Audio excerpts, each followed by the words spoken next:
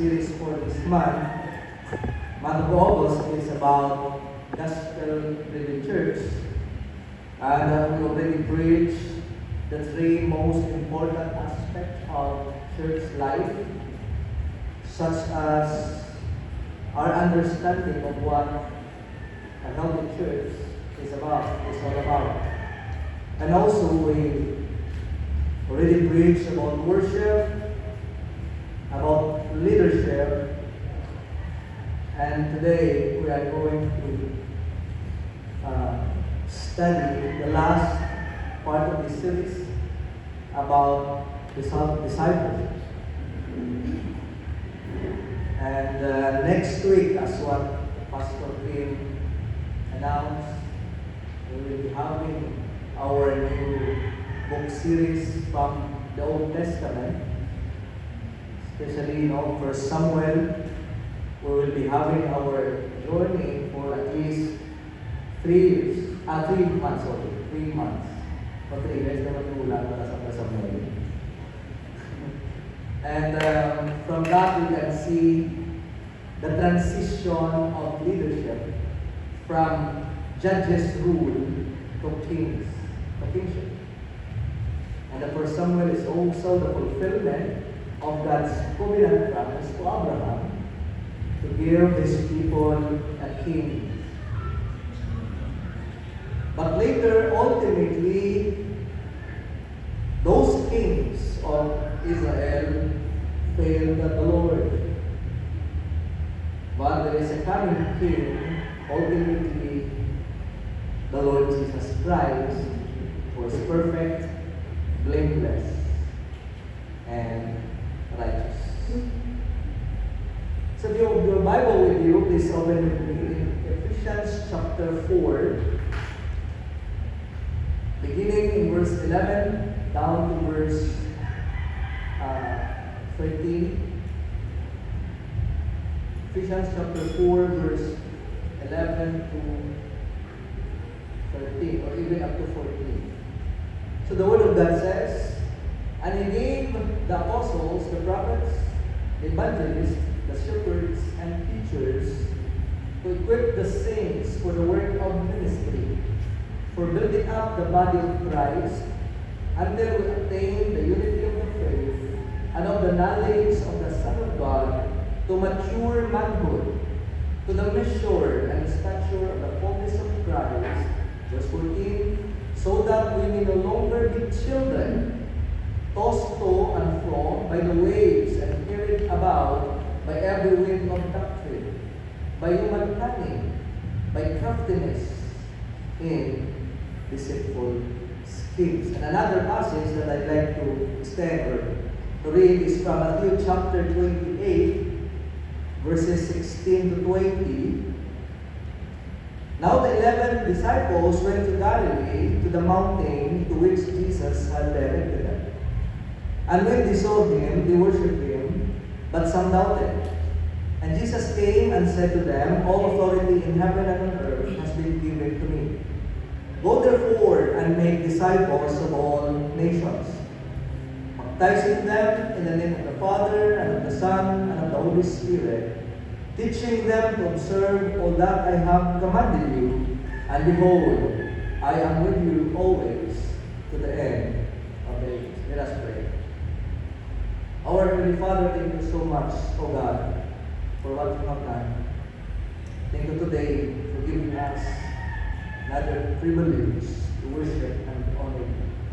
May you bless our worship, and may you bless your message, Lord, so that our faith will be strengthened and our love will grow for you and for the church. Thank you for everything. Illumin our mind in Jesus' name. Amen. The word disciple is mentioned 261 times in the New Testament. 261 is being mentioned, but the word discipleship is not mentioned. When you say disciple, meaning student, follower, or learner, another term pa sa aton pupil, student. But what is discipleship? Discipleship is a process of learning and training, or discipline for spiritual maturity. So when you say discipleship, it is a process of training through teaching. That's what we call discipleship. Discipleship is primarily spiritual in substance. But of course, the application of that is in our practical life. So in Scripture, we can see that there must be a relationship between a disciple and a discipler. Example, Jesus Christ and His 12 disciples. In discipleship, there is always relationship. Again, in discipleship, there is always relationship. Most evangelical churches today are doing discipleship. Maybe in different approach, or method, or style, or strategies. Grabe na subok ang discipleship in our modern times. Like for example, there are strategies that what we call now is the G12. G12 is a strategy, or it's a method of discipleship. Or one-on-one discipleship. Or let's say we call it, or some churches call their discipleship a D group or a discipleship group. Whatever strategy you may have or we may have in discipleship, I think the most important question that we may consider is this: is our discipleship biblical? Or let's say the substance of our discipleship is it biblical? Grabe na subong ang term. Some say, okay, let's modernize the word discipleship. Let's call it D group, or B group, or Say by Grace group, or whatever. As long as it is catchy in the ears of these seeker-friendly church-goers, so that they may engage in our discipleship. When you say gospel-driven discipleship, simply means biblical discipleship. Not all discipleship is biblical. Of course, in our evangelical churches, this discipleship program is the most popular program in churches. Again, going back to the question, is our discipleship biblical? Because now, some approach of discipleship, daw ng banding lang, no? It's just like a get-together, or a gathering, or a socialization. Oh, we have discipleship.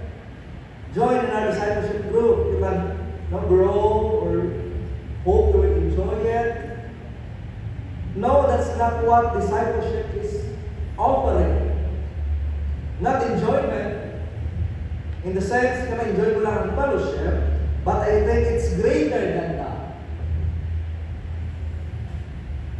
Sometimes it's all about motivation, motivating or encouraging one another. Is that bad? Or may sometimes discipleship is about human philosophy or singular principle. But we forget that discipleship is more than that.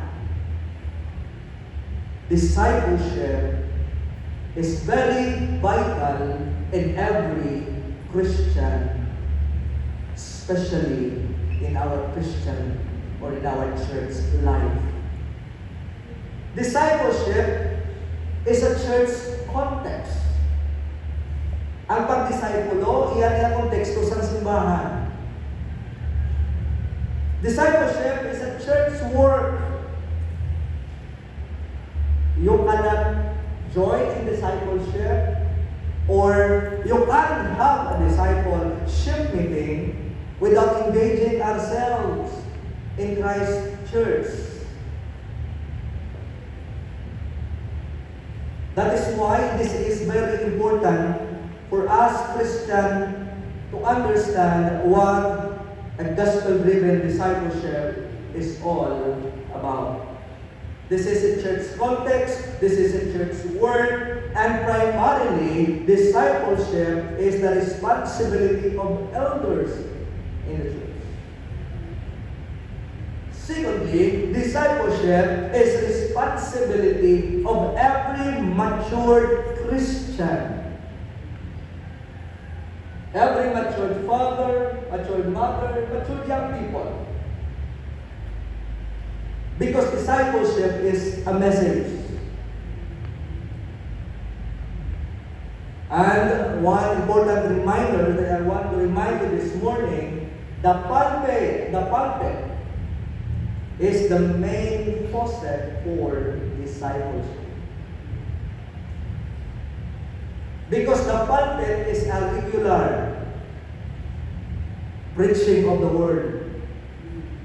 Or meaning, in the pulpit, there is a regular, weekly preaching of the word. That's why ang pulpito yun ang pinaka-main source and faucet for discipleship. That's why I believe every Sunday, if we are committed to Christ and for discipleship, we will engage ourselves and put ourselves into position to listen and to eager to study the Word of God. In reading Ephesians chapter 4, since the Ephesus is struggling within the church because of immaturity. Of course, Ephesus is or was economically advanced compared to others. And one of the seven wonders of the ancient world found in Ephesus, the temple of Artemis, is found there. Economically good, they have this what we call Palasyala or seven wonders. But the problem is they are religiously idolaters. And as a convert Christian in Ephesus, there is a struggle, especially in their growth in Christ-like life. Why? Because you are living in the middle of this idolatrous nation. The temptation is everywhere. The challenges is everywhere, within and out of the church. Remember in Acts chapter 18, there was a riot happened because of this what we call threat. The gospel was a threat to their businesses. Because their primary business is what? Making this idolatrous thing, mga borloloy. No, the image of Artemis, the temple of Artemis. So that's the number one source of living of those people living there. But can you imagine if you are converted to Christianity, you live your source of income, and then what? So that's a struggle. This is not a theoretical. This is a real struggle for those people. That's why Paul told these Ephesian people in the church, Christ gave gifts to His church in order for the church to grow because of these challenges within and without. In verse 11 to 13, Paul itemized the special gifts in the church. What are those gifts? Apostles, prophets, evangelists, pastors, and teachers. To what? To equip the saints. Or let's say, to disciple the saints.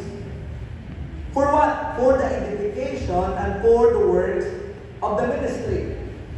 That is why, brethren, my goal this morning is to encourage you to engage yourself in biblical discipleship for your spiritual growth and maturity. If you want to grow spiritually, you must engage yourself in spiritual or biblical discipleship. There is no shortcut in spiritual maturity. It takes time, it takes sacrifice, It takes commitment. Who wants to grow spiritually? Pastor, gusto ko.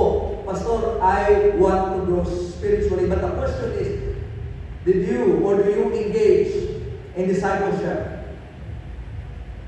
That's why this is my encouragement to all of you, brethren, to encourage or to engage yourself in biblical discipleship.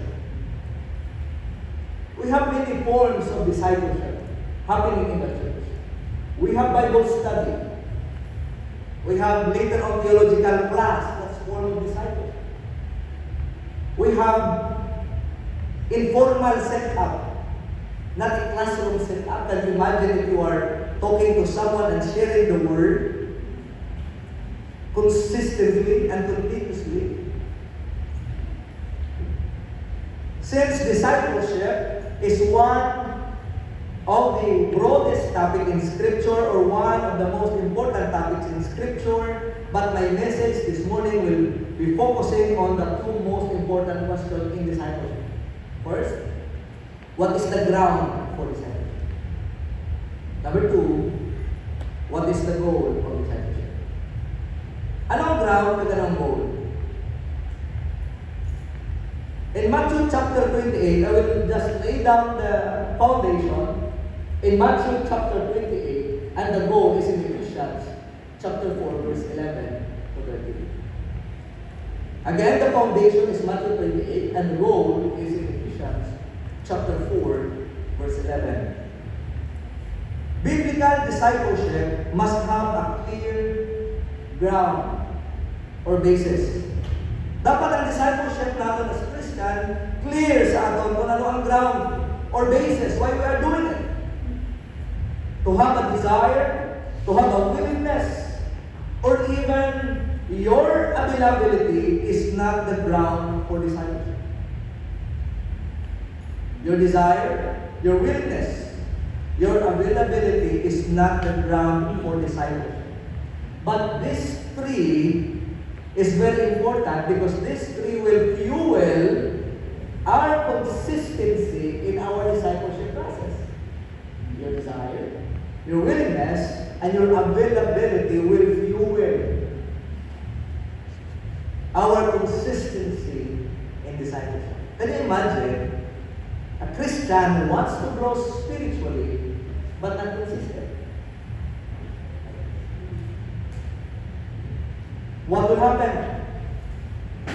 Can you imagine if you desire to grow in your walk with Christ and consistent, either in our corporate or private study of the Word? What will happen?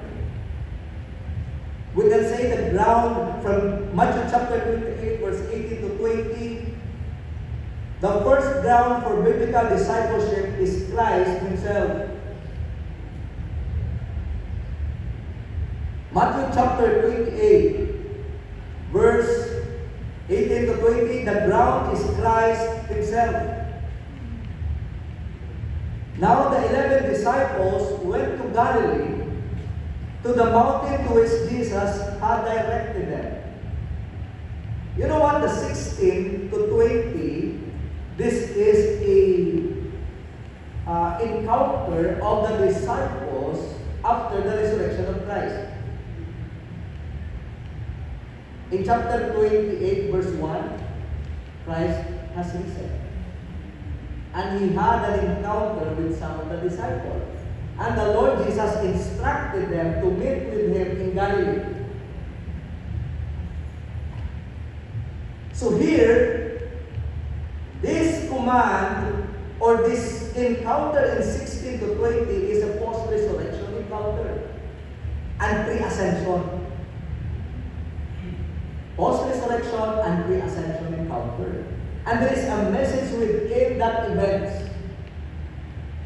And this siya magsaka kan after yun nag-resurrect. So why Christ Himself is our ground for discipleship? Because as a church or a disciple, we must have a clear understanding first of who Christ is and what He has done. This is very important. Dapat the disciple, or there are people who wants to disciple and to be discipled, but sometimes their understanding of Christ is not clear. Burol ang ilang pag-intindi kay Christ. And the question is, what kind of discipleship is that? So the first ground in order for us to have a gospel-driven discipleship is to have a clear understanding of who Christ is and what He has done. So who Christ is in this context? He is a risen Lord. He is the risen Christ. That's who He is. That's what He has done. As Peter confesses in Matthew 16:15 about Christ that He is the what? Messiah. Peter is clear on who Jesus is. And Christ responded to Peter, Peter, flesh and blood did not reveal it to you, but my Father. So Peter's confession of Christ is the revelation of the Father. I don't know, without the revelation of the Father, if Peter would confess those things. Can you imagine it is God who illumines the mind of Peter so that Peter must have a clear description and understanding of who Christ is. You are the Messiah, the Son of the living God. That's why here in Matthew chapter 28, in verse 16, when the disciples went to Galilee, in verse 17, and when they saw Him, ano ginubra nila? They worshiped Him. When they saw Christ, they worshiped Christ. Some would say Christ is not God. He is just a human being. But here, the scripture is clear. They worship Christ. If Christ is not to be worshipped, why Christ did not correct or rebuke His disciples? No, do not worship me, I'm just a human being. Did the disciple understand who Christ is? Of course, clear sa ila. That's why they worship the Lord. So the first ground of discipleship is not your weakness, it's not your availability, or it's not your desire, but it is your clear understanding of who Christ is. Why do you worship the Lord? Because Christ is God. Then ako naman lugay, meaning to say, the first ground for biblical discipleship or gospel-driven discipleship is Christ Himself. Do we have the clear understanding of Christ? Who He is and what He is? Who is Jesus to you? If that question is not clear, then hindi kita makasilig ng aking discipleship plan. Second ground for discipleship is Christ's command. Not Christ Himself, what He has done, but His command. Ano nga ba yung Matthew 28? This is after resurrection, Jesus meeting His disciple, and the command in chapter 28, go and make disciples. He commanded His disciple to go and make disciples. There's no suggestion in Christ, disciple again another 12. Go and make disciple and look for another 12. Follow my pattern. There is no pattern that Christ saying here, but the command is clear. This is an action word. Go and make. Discipleship is not a wish. Wish ko tayo mga disciple. Discipleship is an act. Discipleship is intentional. So meaning to say, discipleship is not just a concept or principle. Discipleship is work. Discipleship is not a theory. O kabalo ko sa tanan, daan mo ng discipleship. I know that. But the question is, do you make disciples? Christ Himself, Christ's command. Why I must disciple because I was commanded to make disciples.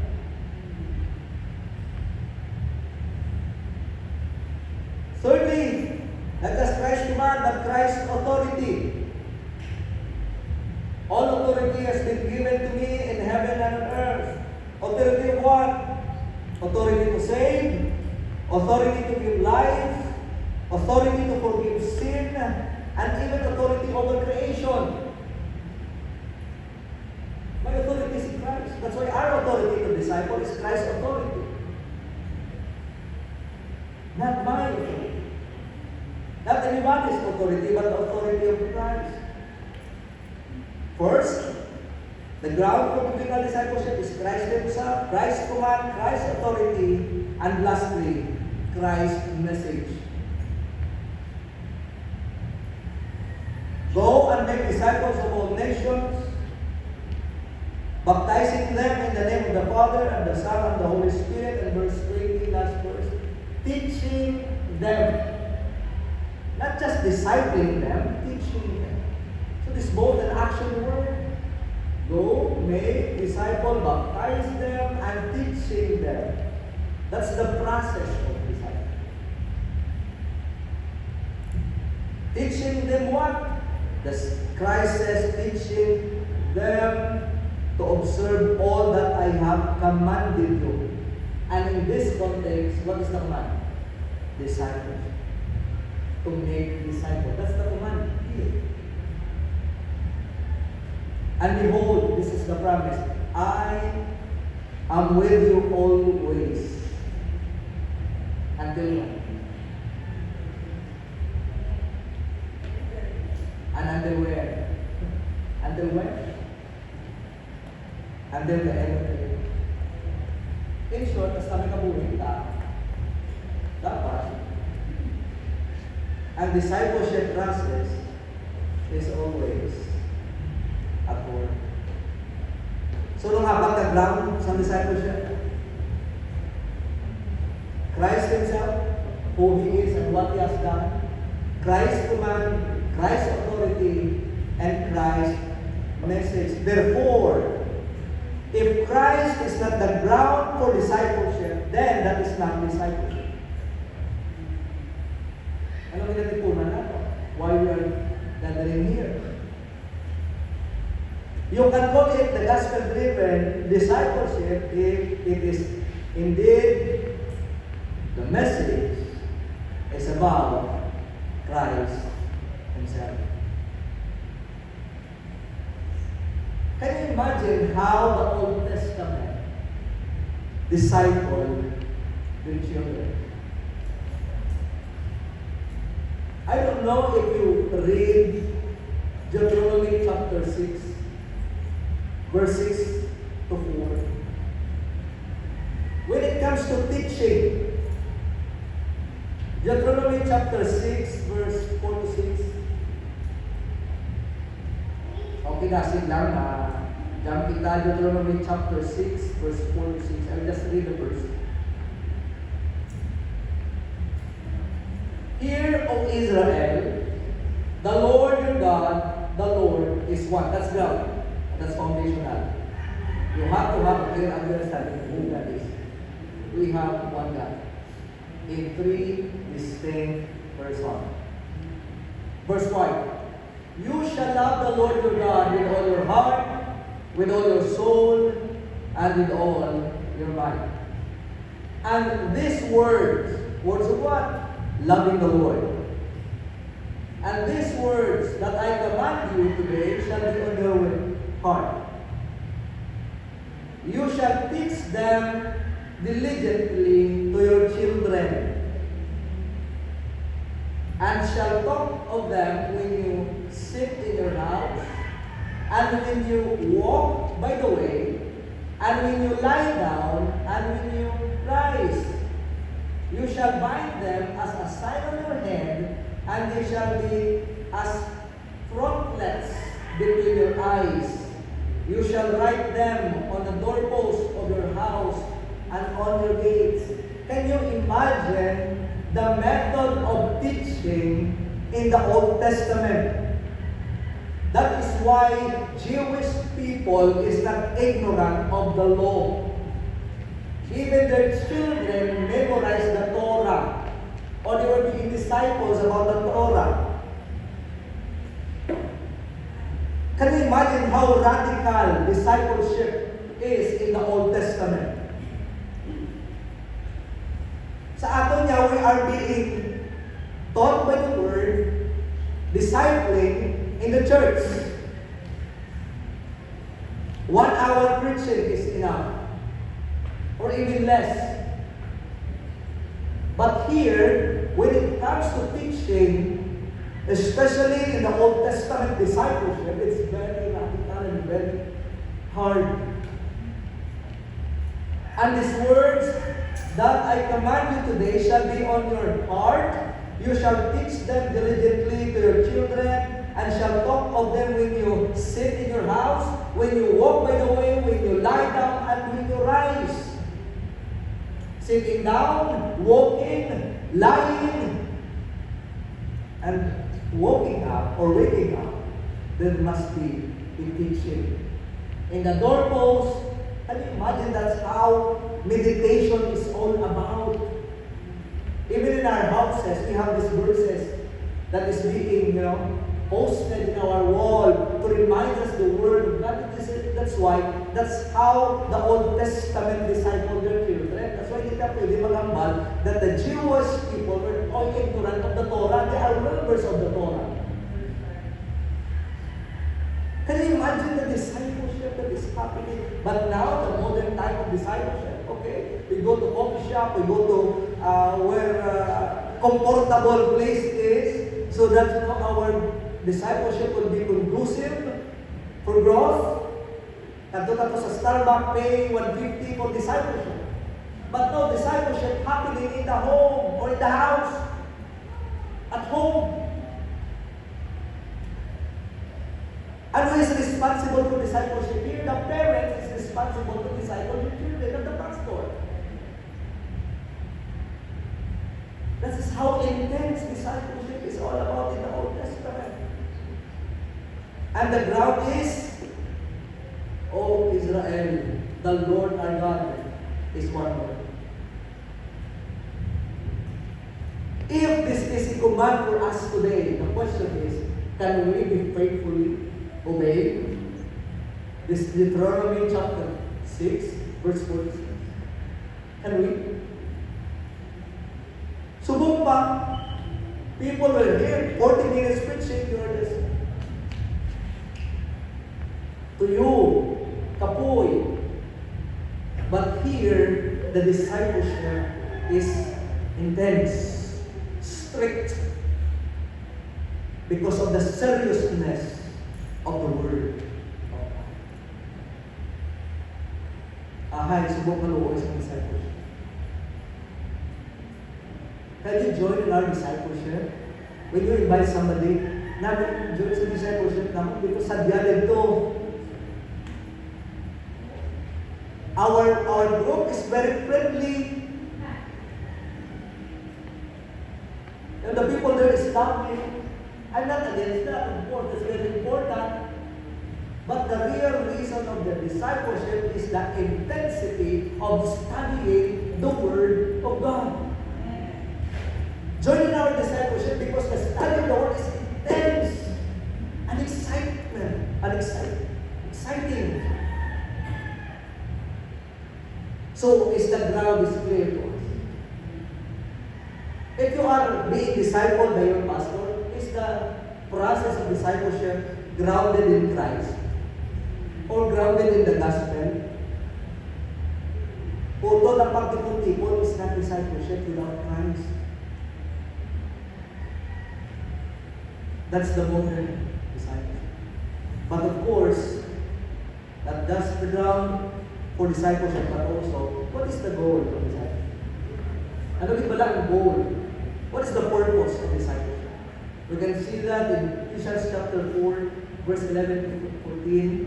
The early church continuously works in disciple making. The church was established after the resurrection and ascension of Christ. So the challenge is, how the church will continue to grow and be edified. And the answer is through discipleship. The growth will stop if discipleship will stop. It's just like a feeding a baby. Discipling the church is hard work. Discipling the church takes time. Maybe some of us will grow after 5 years. Or even 20 years. Ano hindi na maglabot sa una? We're just hoping that we will grow as much as we are willing to grow, because discipleship is a hard work. So the command of Christ to disciple is not a momentary work, it is a lifetime work. Again, discipleship is a lifetime work. It takes a lot of sacrifices. Maybe we will undergo conflict or challenges. But discipleship in the church must continue to grow. Christ knew that the only way the church will grow is through discipleship. That is why He commanded His disciples to go and make disciples. The continuous teaching and preaching of the word is discipleship. Paul starts in this chapter urging the church to live worthy of the calling of Christ and to live in unity in verse 1 up to verse 6 of chapter 4 of Ephesians. So we can see the first goal of discipleship is unity. Unification. Unity, not uniformity. Because uniformity would say, okay, every male members of the church should wear white polo shirt. And all the women will wear, one color, because that's what they call unity. No, that's not unity, that's uniformity. So we are diverse in orientations, in characters, yet all united. The church must be united in essential doctrine of the faith. We can do that if we have discipleship in verse 4. We must have a clear understanding of the church. Not just clear understanding of who Christ is, but also we must have a clear understanding of the church. Christ is the foundation and the church is the goal. Kaysa pag command ni Christ sa church, harap pa lang sila sa Galilee. In Acts chapter 1, beginning from Jerusalem, Judea, Samaria, up to the end of the world. Tama? So when Christ commanded His disciple to go and make disciples, where was Jesus this time? In Galilee, right? Because that's the meaning. So we need to see the goal is to extend the gospel to the othermost part of the earth. So this is the goal, to spread the message of the cross, the message of the gospel. So then after the ascension of Christ, the church was established. So the agent now is the church. Siya na subok ang dapat na kalambot sa message of gospel. Not the individual. Okay, I know how to disciple. I know the principle of discipleship. So what? Do you belong to the local church? So can you read in verse 1 through 6 in Ephesians? There are grounds for unity there. Paul mentioned in verse 2 or in verse 1, I therefore, a prisoner for the Lord, I urge you to walk in a manner worthy of the calling to which you have been called, with all humility and gentleness, with patience, bearing with one another in love, eager to maintain what? the unity of the Spirit in the what? The bond of peace. There is one body, that's the church, one Spirit, just as you were called to the one hope that belongs to your call, one Lord, one faith, one baptism, and one God. So the body that is being mentioned here, theologically, ang term na ginagamit natin ay ecclesiology or church. So we belong in one church, universal church, those people who are in Christ by faith, and one hope. The hope here is not ang hope na ginalawman mo in the future physically, but hope eternally. The inheritance that is being promised for those who are in Christ Jesus. Ang hope today is eschatological. Our hope is also the coming of our Savior Jesus Christ. Now, what is the reason? What is the reason na magbalik si Christ? Because of His church. Right? In John chapter 14, I will go there and prepare a place for you, and after that, I will come again and to take you. Ito din ko dito mga. So is that our hope? So both ecclesiological and eschatological dapat ang hope na to for the coming of Christ. There are some eschatological view, may mga differences, pero mga na Christ will come back again. That's my conclusion. In all of this, the manner of His return, the time of His return, I don't know. The manner is there. The signs are there. But I believe, and it is absolutely correct and true, He will return. He will come back. And I don't know if that is your hope also, the coming of your Savior.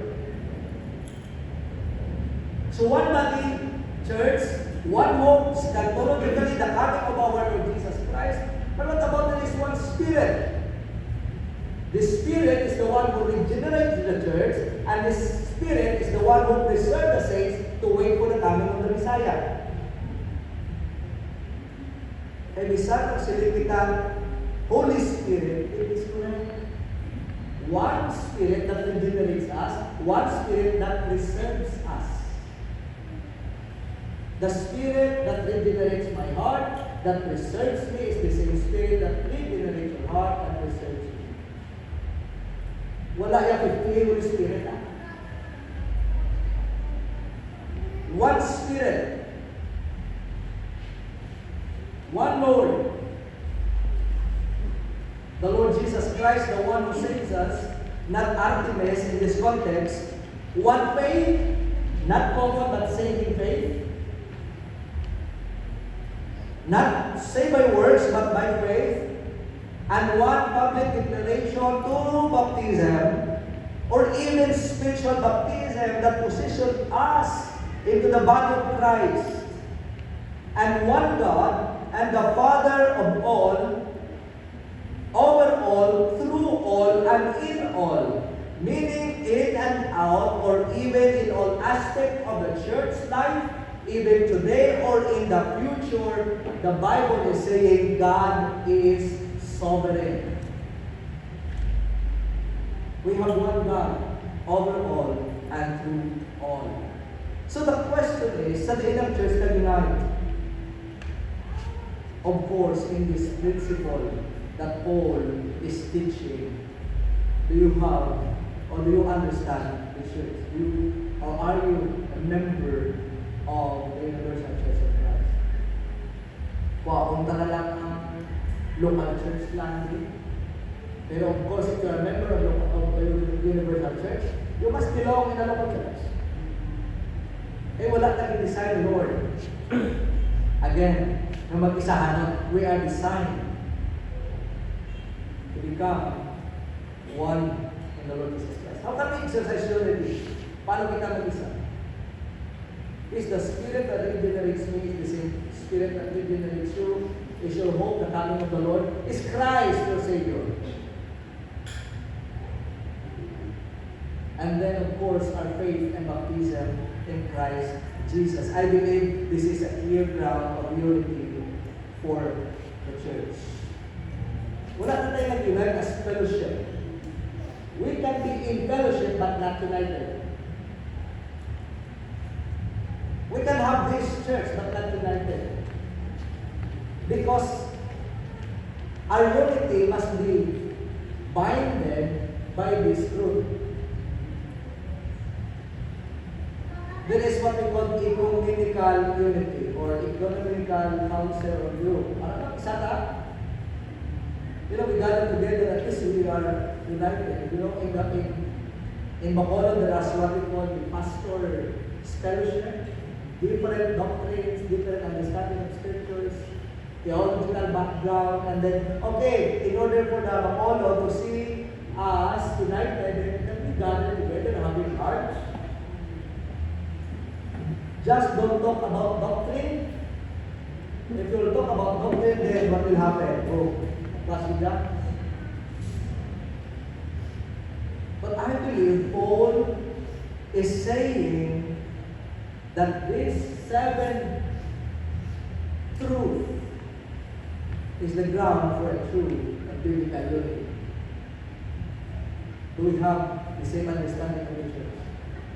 The same understanding of the Spirit, the Lord, the baptism, and even the sovereignty of God.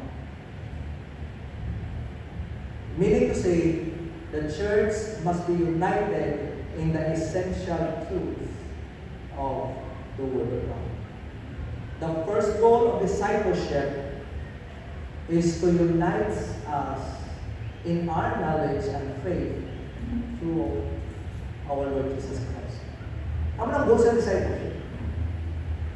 I'm not later on in our membership class, Pastor Tim put this title, Who We Are and What We Believe.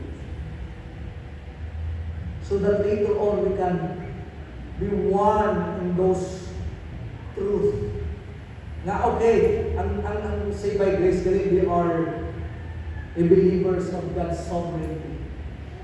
They believe in 5 points of Calvinism or 5 solas of Reformation.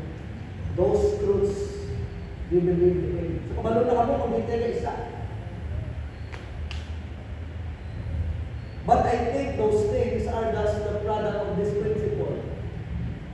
In Ephesians chapter 4, verse 11. Secondly, not just to unify the church, in the essential doctrines, essentials, the most important, the non-essential, non-debatable, we can talk about it, or even debatable, non-essential things. Secondly, discipleship, or the goal of discipleship, helps to equip the church. No edification apart from discipleship. Again, the form of discipleship that is happening in the church, either in a seminary type, Bible study, regular Sunday service, meaning if the Word of God is being preached and teached, that is already discipleship. In formal and informal setting, discipleship happens when the Word is being preached and teached. Discipleship happens when the Word is being preached and teached. Dali lang. Notice you in verse 11, the Lord Jesus Christ gifted the church with a special or foundational gift to equip the church. So primarily, the discipleship thing is the work of these what? Elders or pastors or teachers of the church. Primarily. I'm not saying exclusively. I'm saying primarily it is our job. But if later, makita natin that you and I are able to do discipleship, then you can do discipleship. Because in this context, since the goal of discipleship is equipping or edifying in the person, sino ang mag-equip sa church? Who will equip the church? So teaching and preaching, that of course, the pastors and teachers. Why? Because we are the gift of Christ to equip the church. So in modern discipleship, the pastor just said, okay, may disciple ka na. Do you have your own discipleship group? They miss to ask this question. Are you equipped for this job? As long as you are willing, then they said, okay, you are ready for discipleship, then find your discipleship group. As much or as long as you are willing. But it's not the qualification here. The qualification is, are you equipped for discipleship? If not, then you cannot disciple. Because the goal of discipleship is equipped. How can you equip if you are not equipped? How can we edify if we are not edified? How can we make this message clear if this message is not clear to you and to me? So Christ gifted the church, pastors and teachers. Christ enabled them, illumines them, and gives them desire, fuel them with their consistency and love for the word, so that they may equip themselves, so that they are ready to equip the church. Because again, discipleship is responsibility. This is not a title or a system that as much as, okay, I have a discipleship, so then so what? And sometimes people are proud to have this discipleship, but the real question is, do you or are you equipped in this work? And take note of this. This is not the time for us to say, okay, I'm not into discipleship.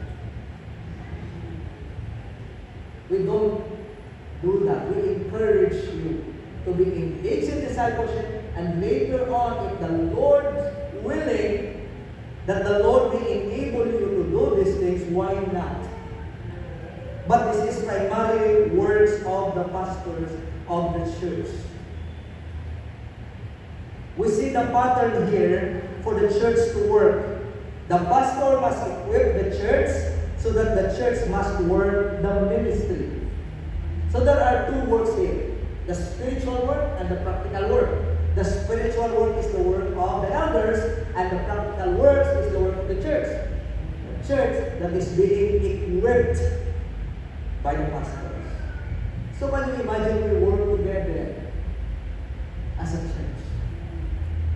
There are some men here that later the Lord is willing, as time goes by, the Lord will enable you to have this kind of ministry. Because ministry and gift of teaching is being developed or will be developed.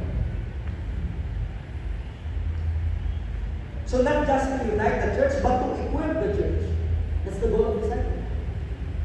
Unity in essential doctrine and edification for the works of the ministry. Actually, Paul sa 11, until we attain the unity, the upper part of the faith, and of what? The knowledge of the Son of God. So as we go through discipleship, our knowledge increases of who Christ is. That's why, brethren, that's the second goal of discipleship, is to equip the church for the work of the ministry. And lastly, in verse 14 to 16, the third goal of biblical discipleship is first to protect the church from deception and to help the church function properly. Not just to edify, but to help the church function properly. In verse 16, ano ang bali Paul dira? What is Paul saying? From whom the whole body joined and held together by every joint with which it is equipped, when each part is working properly, makes the body grow so that it builds up itself in love. Meaning, the goal of discipleship is unity, edification, and also protection, and also to function the church properly. Meaning to say, without discipleship, the church is in chaos. Without discipleship, the church is in chaos. So the question this morning is, are you a disciple of Christ? You cannot be His disciple if you are not in Christ. Are you a disciple of the Lord? If you are not a disciple of the Lord, please, the first step is you must be in Christ first. I want to invite you to come to Christ in faith and repentance. Because it is impossible for us to be His disciple without relationship with Him. My brother, your first steps in discipleship is your relationship with the Lord Jesus Christ. If you are not a believer of the Lord Jesus Christ with all my heart, I am encouraging you to come to Christ in faith. Turn away from your sins and believe in the Lord Jesus, your Savior and Lord. And I believe as a church, it's time for us to challenge ourselves, to engage ourselves in biblical discipleship. Why? What is that? Why this message is very important? Because this message is vital in your spiritual growth. If you want to grow, engage yourself in discipleship. Let us pray. Our Heavenly Father, thank you for what you have done today. We ask for forgiveness what we have done before you. Bless your people, Lord, in Jesus' name. Amen.